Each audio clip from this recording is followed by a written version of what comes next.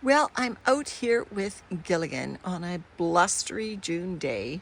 Seems we get either a lot of wind or a lot of cooler days this year. Not sure why. Oh, hello. What are you doing on the top? Anyway, I just pulled off all the scrappy bits of cardboard. Hope to use some of that for carbon today in the feeding. Gilligan's looking great. We buried that rotten food. We've buried the moss. There's a little bit of moss left on the top. Let's see if we see any as we dig down deeper. This material feels dense, which is hopefully a sign that there's castings accumulating in it. There are worms, definitely, in that center section where I buried all that putrid food from our blender. You can still see needles from our pine tree, but you can see some beautiful, hopefully you can see that that is beautiful castings starting to accumulate in Gilligan. Don't know what that lump is. Could be from that. Well, it wouldn't have been from the blender because I don't put avocado pits in my blender. There's a bit of moss. Moss, you will get buried as well, hopefully, if I can coordinate that.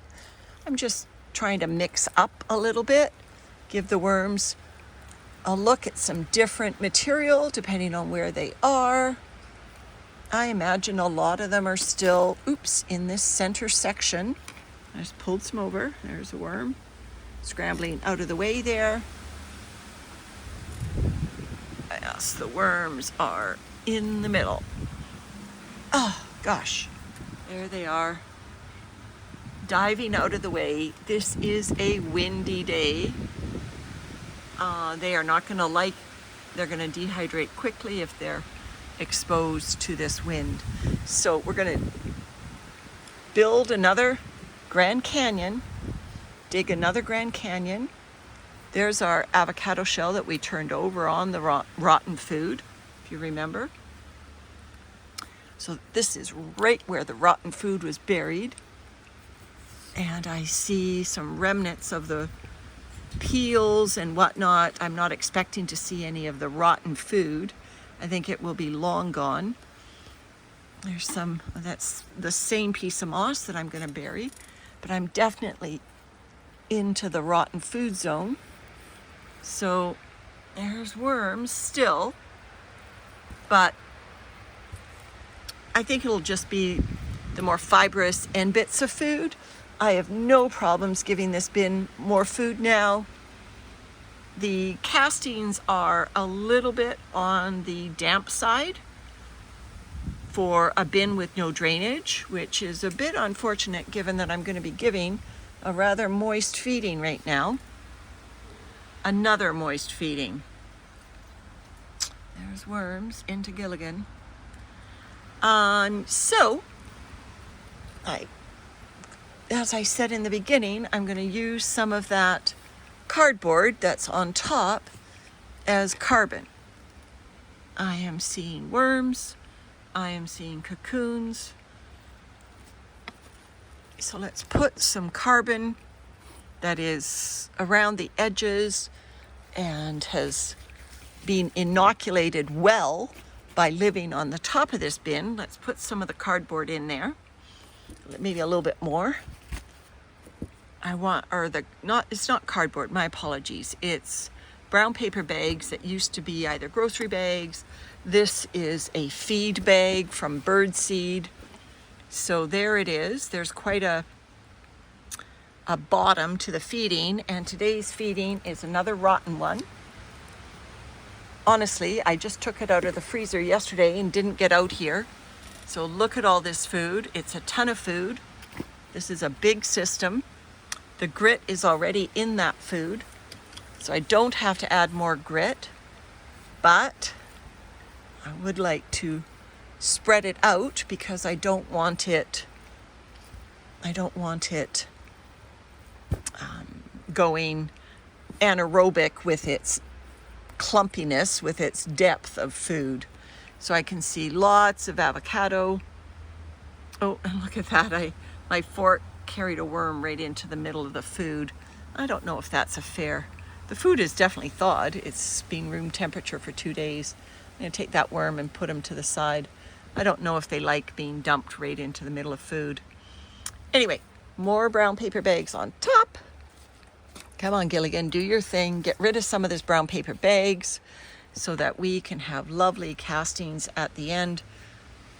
Oh, and look at this. This is that a centipede? No, it's got to be a millipede because it's moving so slowly. Either case, you know, folks, I know millipedes are part of the food web and all of that, but they can live outside. I won't kill them, but that was a big one. Millipedes, I looked it up today. Millipedes can eat worms. Centipedes,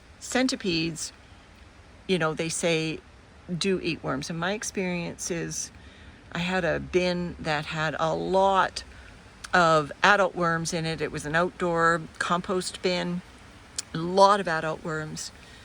And over a period of a couple months, I was seeing no baby worms, but I was finding lots of centipedes in the bin.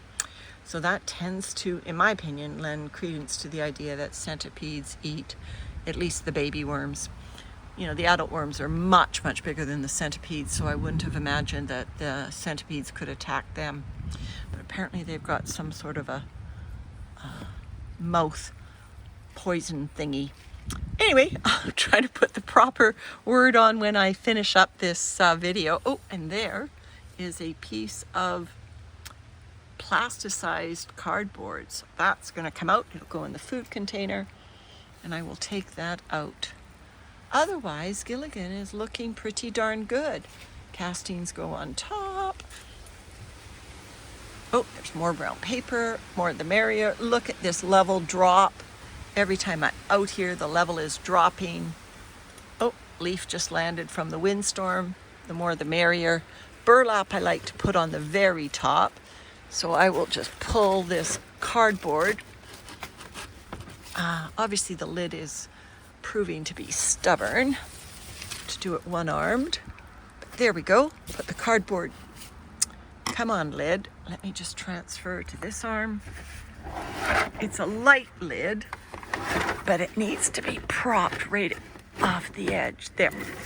So I can get this paper out for now. Sorry, shut the video off. Paper goes on top of the worm bin. That's probably good enough.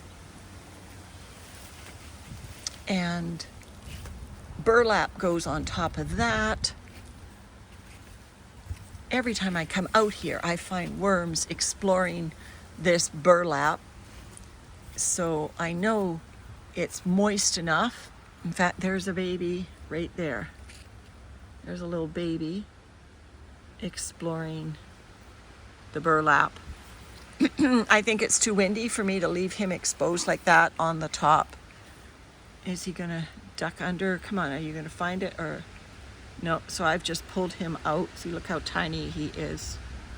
So I'm gonna put him into the bedding where it's more moist so that he can find safe harbor in going down rather than get dried out in this windstorm.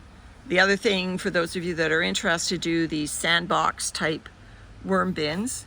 The other thing I always do before I wrap it up for the day is I always check the lid to make sure.